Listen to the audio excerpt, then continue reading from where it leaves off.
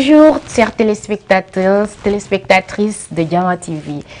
Heureuse de me retrouver avec vous dans votre émission Dose matinale. Et désolée du retard, il y a eu trop de circulation aujourd'hui. Mais quand même, je suis là avec vous pour rendre votre journée encore plus rose.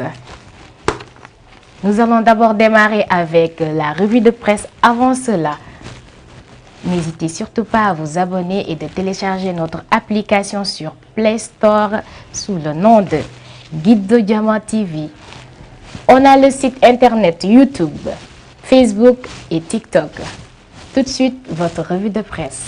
Le quotidien à la une. Accusation contre Sonko. Adji Sarr ne masse pas ses mots. Adji Sarr prie de tous ses vœux pour un procès public avec Ousmane Sonko alors que la défense souhaite un non-lieu dans cette affaire de viol et de menace de mort. Dans une déclaration tenue hier qui sonne comme une réplique aux propos tenus la veille par Ousmane Sonko, l'accusatrice a fortement chargé le leader du parti PASTEF en le traitant de tous les noms. Défilé de mode. Chanel illumine Dakar. La maison de mode française Chanel a littéralement investi la capitale sénégalaise ces 3 derniers jours. La collection métiers d'art 2022-2023 sortie de l'imagination de la directrice artistique Virginie Viard va continuer à rayonner dans les esprits des 800 invités qui ont assisté à l'événement ce mardi. Violence faite aux femmes, Macky Sall dans le combat. En conseil des ministres hier, Macky Sall est largement revenu sur la lutte contre les violences faites aux femmes et l'importance d'assurer leur autonomisation vu la place fondamentale qu'elle joue dans la vie politique sociale. C'est une façon de réagir aux dernières actualités liées à l'agression de la députée Amy Ndiaye à l'Assemblée nationale jeudi dernier. Rue de Ziguinchor, la Cour suprême gèle les décisions du maire. La chambre administrative de la Cour suprême a statué sur le recours de préfet de Ziguinchor. Elle a annulé, selon la RFM, le changement de dénomination des rues de Ziguinchor. Le préfet de Ziguinchor avait saisi la Cour suprême d'un recours en annulation de la décision du maire de la ville pour non-respect des formes. Quelques jours après son installation à la mairie de Ziguinchor, Ousmane Sonko avait en effet rebaptisé 5 rues de Ziguinchor. Il a changé le nom des rues dédiées aux colons français pour des noms à consonance panafricaine. Grève. Les collectivités territoriales paralysées pour 72 heures, la santé pour 48 heures. L'Alliance And Gueusseum et l'intersyndicale des travailleurs des collectivités territoriales du Sénégal déroulent leur 7e plan d'action. Chacune de ces organisations a décrété un mot d'ordre de grève. Les travailleurs des collectivités territoriales vont observer 72 heures de grève les 14, 15 et 16 décembre 2022. 3e mandat, Y en a marre et s'y sensibilise pour la préservation de la paix. Le collectif Diamaguène 3e mandat a initié des rencontres pour partager des fondements de son projet. Ces jeunes qui s'érigent en bouclier contre un éventuel 3e mandat de Macky Sall ont échangé avec des organisations religieuses, celles de la société civile, des centrales syndicales, des mouvements citoyens et activistes et des artistes. Ces rencontres sont la première phase d'une série de visites dont la plupart doivent se tenir avec les chefs religieux du pays. Le collectif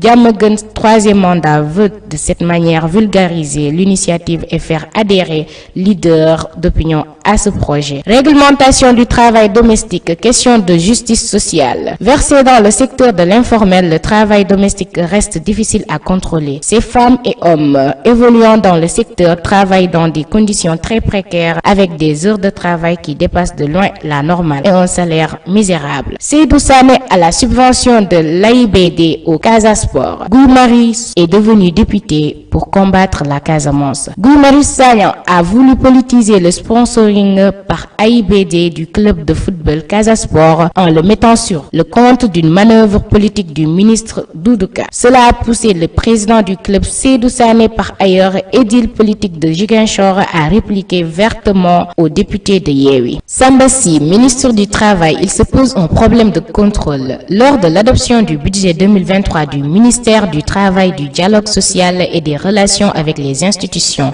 le 5 décembre dernier, les députés ont demandé à Samba Sy de travailler sur la formalisation du secteur informel dans l'économie. Dans cette optique, ils ont plaidé l'enrôlement des domestiques, des chauffeurs, des maçons et des journaliers dans le dispositif juridique du travail pour leur accorder une protection sociale. Dans le même siège, ils ont appelé à l'augmentation du montant du salaire minimum interprofessionnel garanti qui est aujourd'hui fixé à 58 000 francs CFA. Affaire Pape Alé Niang. Deuxième conseil des médias, la CAP du Sud le ton. La coordination des associations de presse espère que l'audition de Pape Alé Niang vendredi sera suivie de sa libération. Sinon, dit-elle, elle va utiliser les actions non conventionnelles pour y arriver et aussi le boycott des activités gouvernementales et l'organisation d'une journée sans presse. Thierno Amadou Sy, sur ses ambitions, amener l'APS à renouer avec son rôle de grossiste de l'information. Le nouveau directeur général de l'agence de presse sénégalaise, Thierno Amadou Sy, a fait part mercredi de son ambition d'amener ce média du service public à renouer avec son rôle de grossiste de l'information au Sénégal. Nous allons travailler avec les agents, les directeurs, les chefs de service et les chefs de département pour faire de l'APS le vrai grossiste de l'information et la vitrine du Sénégal, a-t-il promis. Démantèlement d'une filière de trafic de faux billets et de médicaments. La douane met hors circuit les leaders. Dans la journée du mardi, la douane a saisi de faux médicaments évalués à plus de 113 millions francs CFA et des billets noirs qui atteindraient plus de 457 millions respectivement à Kayemor, situé dans le département du Nioro du Rip, et sur l'autoroute Ila Touba.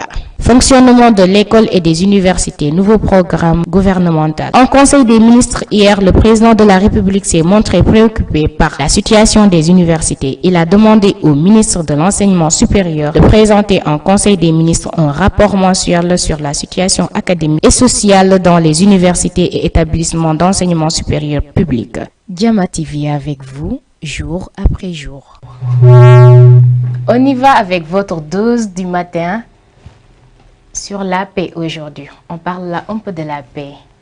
Semer de l'amour dans le cœur des humains afin de récolter la paix, la justice, la solidarité, l'harmonie et la quiétude. Vous voulez la paix? Créez l'amour. L'amour, c'est la base de tout. Sur ce, vu qu'on est vendredi, nous allons partir sur Mohamed Niang aujourd'hui. En direct 78 116 82 38 78 116 82 38. Et bon, il va vraiment falloir qu'on discute de la circulation. Des bouchons partout. On est tout le temps en retard à cause de ça. On peut se réveiller à 5 h du matin pour arriver au travail à 8 h, mais on dirait que c'est impossible. Vraiment, il est temps qu'on en discute en fait. Et bon, on y va avec encore Mohamed Niang.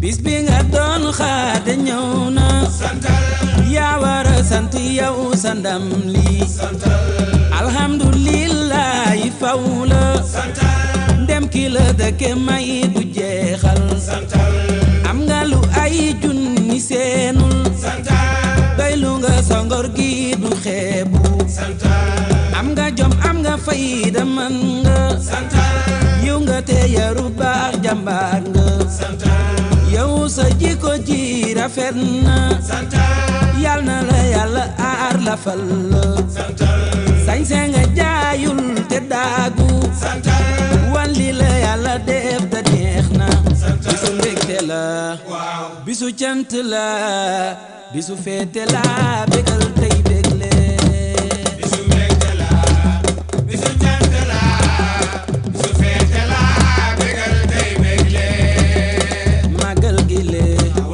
ngay cantiye te amul jokkalante yow ak yàlla bisu mbégte la waaw bisu cant la bisu feete la bégal tey bégle jëf leen nu fay wis leen calaye jaayante baag yoonu tar wa ca xur ya bisu mbégte la waaw bisu cant la bisu feete la bégal tey bégle waaw ku ko feete gën ku dul yow jëmam du la dab ba faw màggale njëkku kaay be bisu mbégte la waaw bisu cant la bisu feete la bégal tey bégle waaw rasulilaay ak saaba yee ñeppay ndokel Ahmadu sunu waaje bisu mbégte la bisu cant la bisu feete la bégal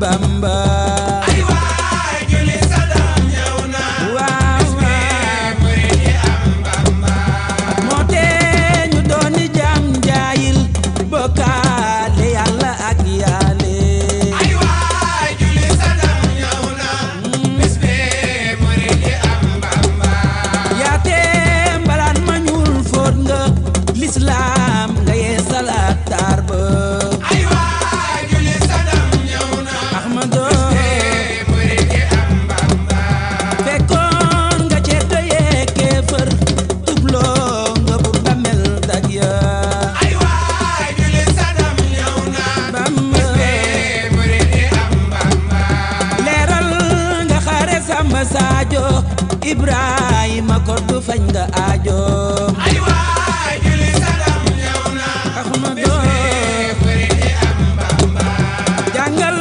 nga xaadi ak laaj ya yay leen la joor a xam waaja ay waay julli sadam ñëw na waaw waaw murid yi am Bamba laaj leen Cheikh Ibra Fall yàlla moo raasi woon pexem seey fa ay waay julli sadam ñëw na waaw waaw murid yi am Bamba yaa nit haqiqatu xaadim leeral nu lamp yaay baatin ay waay julli sadam ñëw na aboori jaay laay fal jariñ nga noo tey ku am gërëm la te nga noo reere Ahmadu fal jariñ nga noo tey ku am gërëm la te nga noo reere Ahmadu bañ ko ne sëriñ ci leen kii du gaañi jàppe leen ko ni seen borome fal jariñ nga noo tey ku am gërëm la te nga noo reere Ahmadu ñaar ñi fa ñande raw na sunu murit gi sëñ Fallu xam borom sorol de fal jariñ nga noo tey ku am gërëm la te nga noo reere Ahmadu kii fa muy jullee raw na seen sujjóot ye sharia man ka xam aqiiqa fal jariñ nga noo tey ku am gërëm la te nga noo reere Ahmadu caabi ji ko yor buntu yëglukaay bi foofa kuy dem yëglu nga waaje fal jariñ nga noo tey ku am gërëm la te nga noo reere Ahmadu jàngale ma wer roy ci mooma yoon wi nde ku ci jaar am yàlla am ndegam me fal jariñ nga noo tey ku am gërëm la te nga noo reere Ahmadu waaw na góor ñi doon may faal jigéen ñi doon yaay faal na góor ñi doon may faal jigéen ñi doon yaay faal iblis du gis Yaay faal. du topp yi Yaay faal. ak seetlu mooy Yaay faal. ku bon du doon Yaay faal. teraanga mooy Yaay faal. yar ak tegin Yaay faal. nobul bu mag la Yaay faal. tegar mi gor la Yaay faal. boyal bu wér Yaay faal. topp ñu rëccëm Yaay faal. sëñ am di moonu Nam faal. na ngërëm yi jóor Nam faal. saxal ci jal Nam bi faal. te yeege naa faal.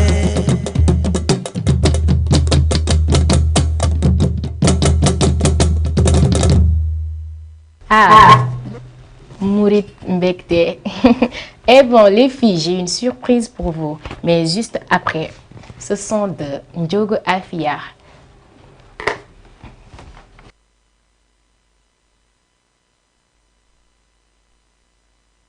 yaay fay bay Mbàkke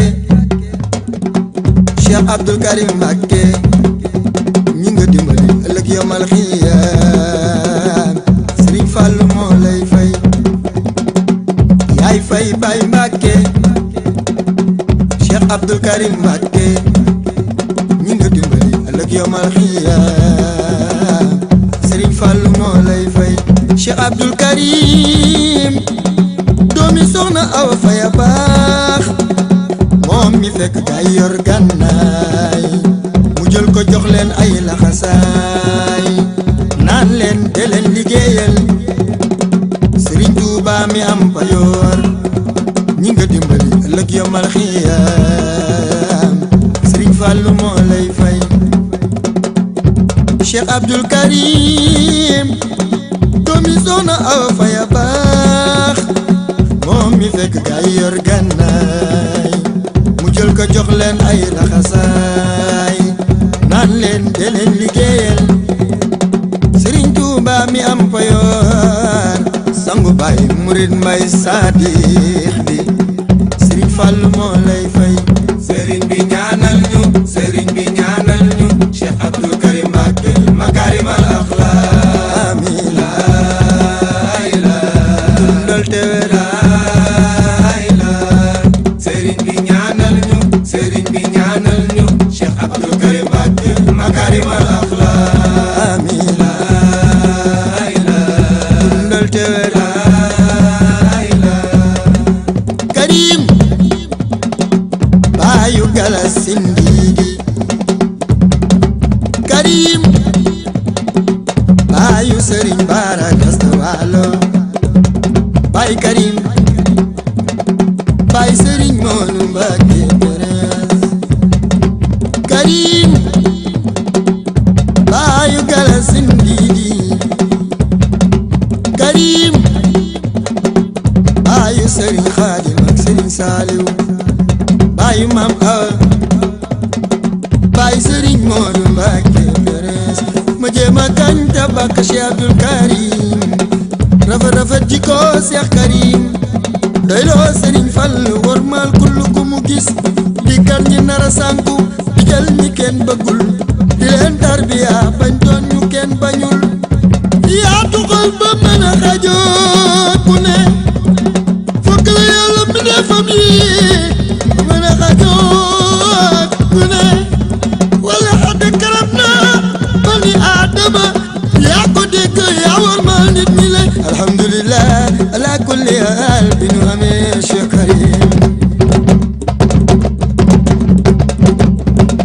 ku bëgg am dangay doylu te nangoo liggéey ku bëgg dund bu feex dangay bàyyi ñaan ku bëgg yàlla di la suturaal bàyyi yàq der ku bëgg yàlla teg la ca kaw dangay bàyyi jëw noflaay nag moom amu fi baax sonn bon sonn baax sonn bon sonn baaxal muy sa njariñ xamal ni dee du jaas moo tax nga war a tiit xam ne yàlla mi ngi lay gis moo tax nga war a rus sàmmal kóllëre mandarga yi ku dëggu la bu la àdduna bi jay ba nga foog ne yàggat ñëpp yow bul yàq deru nit te bul yàqal nit Cheikh Abdoul Karim bëggul kuy yàq deru nit dëggi am mooy doylu doy lool li nga am sant yàlla mi la may xam ne am na koo ëppale àdduna bi nag jëf jël la dugal ca jël jëf jël la foo dégg mbaax soof sa jëf jëf rek a war li la war kenn du la ko defal moo tax nga war a jëf sa wërsëg kenn mënu koo jël moo tax nga war a dal xam ne yàlla noppi na sabab lu naag du ñàkk na nga sabab lu kéem la nga mën bàyyi ak yàlla la ca des te wóolu bàyyi Karim Mbacké noo ngi yow lanu am yow lanu xam budul koon ak yow xaw ma fu nu jëm yaa nu for yaa nu fëggal yaa nu setal yaa nu xajoo yaa nu safoo yaa nu njaboote alhamdulillah ala kulli haal bi nu amee bàyyi Karim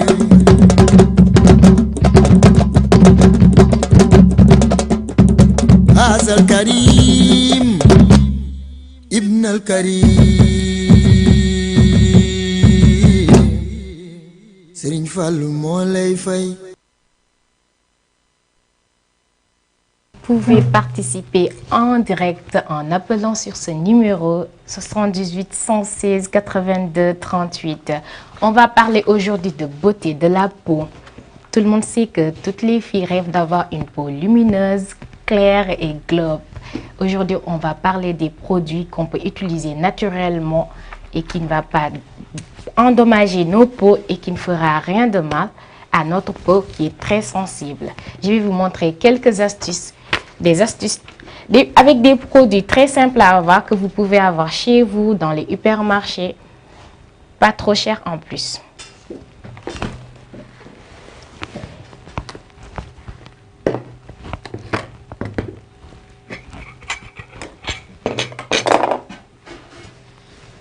Mais tout d'abord, on va devoir parler un peu de la dépigmentation. La peau, elle est trop sensible.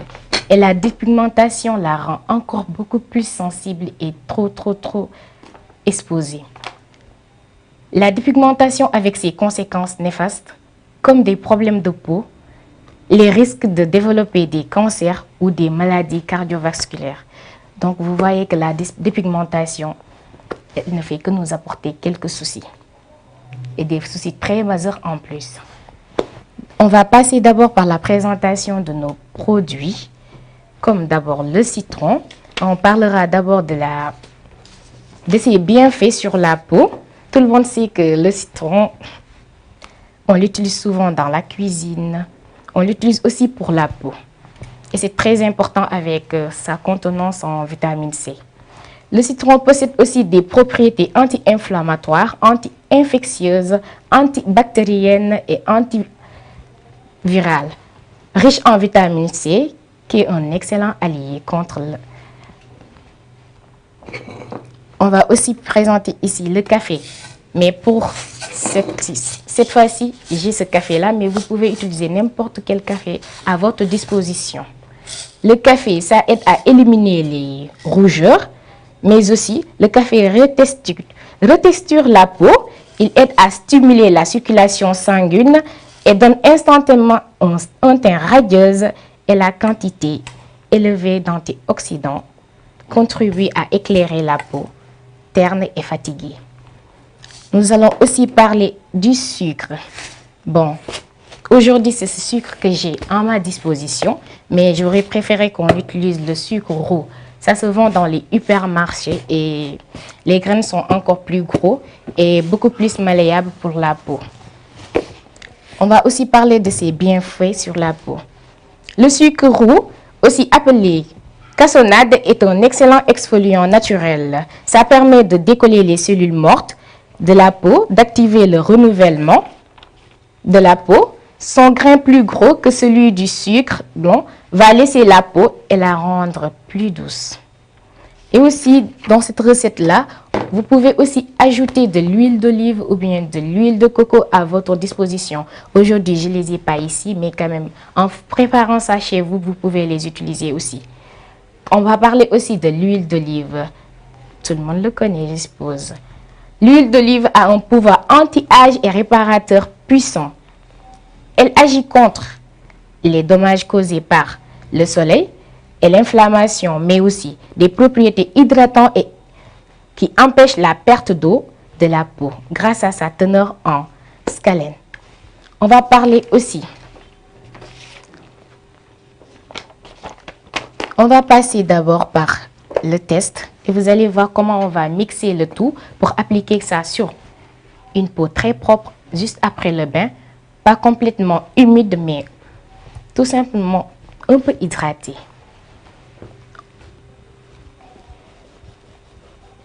On utilise d'abord le citron, tout comme vous pouvez aussi commencer par le café, juste 2 petites cuillères à soupe.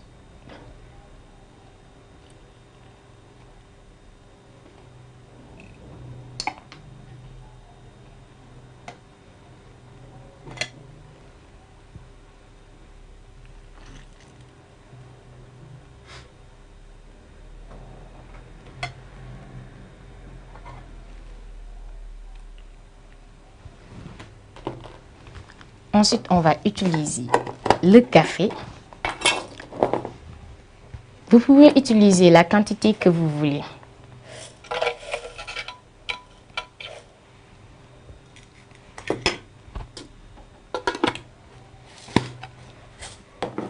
Puis le sucre, mais le sucre roux en fait de préférence.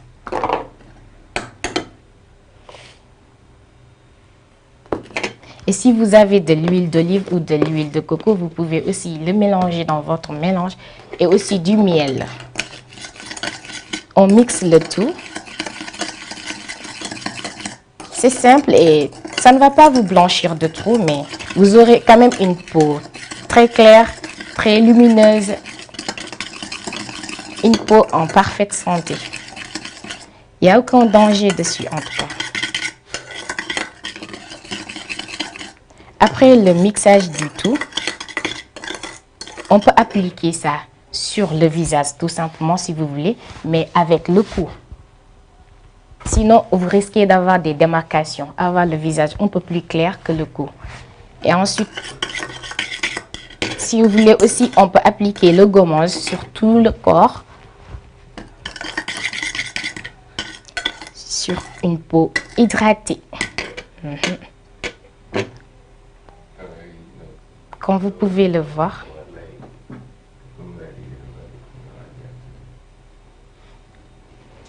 Après l'application, vous pouvez laisser ça se reposer sur votre corps durant 10 ou 15 minutes. Ça dépend de votre disponibilité en fait. Il ne faut pas en abuser. Juste 2 fois par semaine, ça suffira. Sinon, vous risquez d'être trop clair. Et bon, voilà. Merci beaucoup. Vous voyez, c'est tellement simple et tellement aussi moins cher que vos produits qu'on utilise souvent.